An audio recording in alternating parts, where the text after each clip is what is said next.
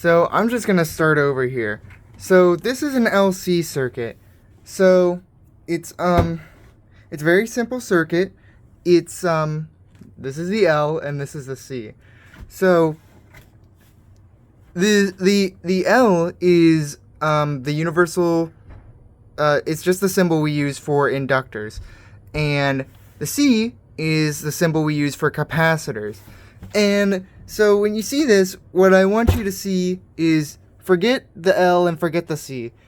Think of these as batteries, but they're different than batteries. They can charge up and discharge very, very fast, unlike batteries. Like this capacitor can charge up to 100% and then discharge 100% in like a couple of milliseconds, unlike a battery. But they can't hold as much energy as a battery. A battery can hold much more total energy. And so they store energy in different ways to a battery also. A battery generally stores energy chemically. An inductor stores energy in an electromagnetic field. And no, just a magnetic field. It stores energy in a magnetic field. And a capacitor stores energy based on capacitance. It's kind of hard to explain how capacitance works, but I'll do my best. But inductance, well, first let me tell you what an inductor is. An inductor,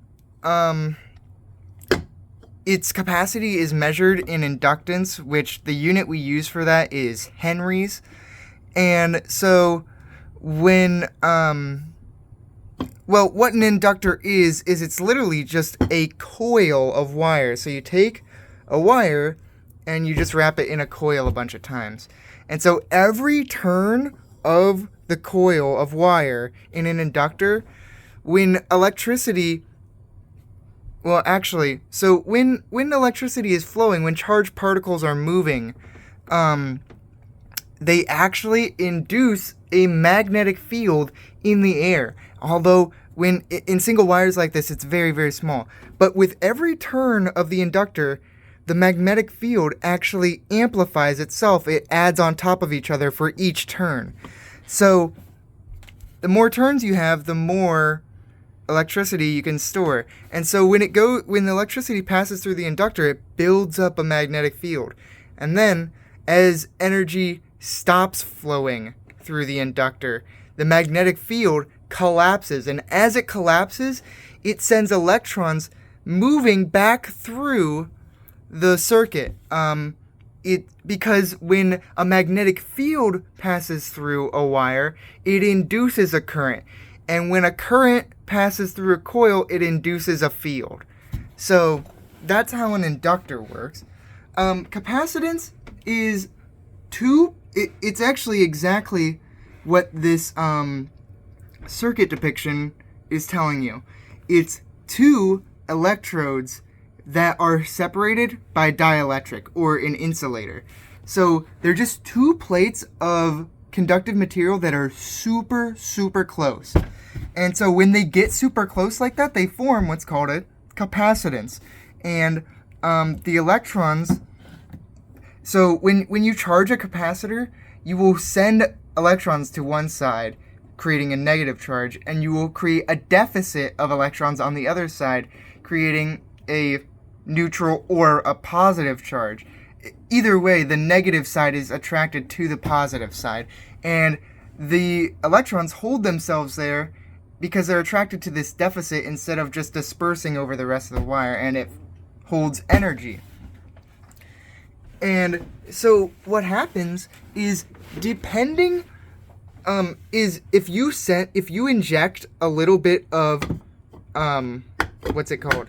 Just electricity into this circuit, and in a perfect world, this is sort of like the physics question where it's like, in a frictionless world, like in a world with no energy losses, this circuit would oscillate at a certain frequency just forever, because think about it, you would start by charging up the capacitor, and then the capacitor, once full, it would discharge into the inductor, and then the inductor would charge up, and then once all the energy is out of the capacitor, the inductor will then discharge it back into the capacitor. And it oscillates like this, and it would oscillate like this forever in a perfect world. But we don't live in a perfect world, so it only oscillates for, till everything gets converted to heat.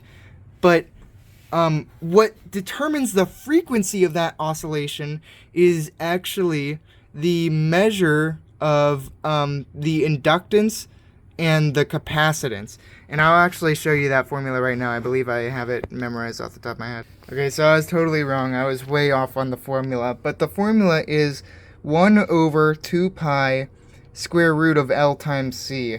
And that will give you the frequency that this circuit will oscillate at. Here, you can even see a cool little physics animation here.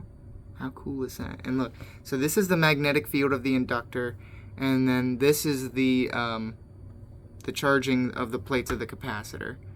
So now you should understand an LC circuit, and I can the reason it's important to understand an LC circuit is because the Tesla coil is so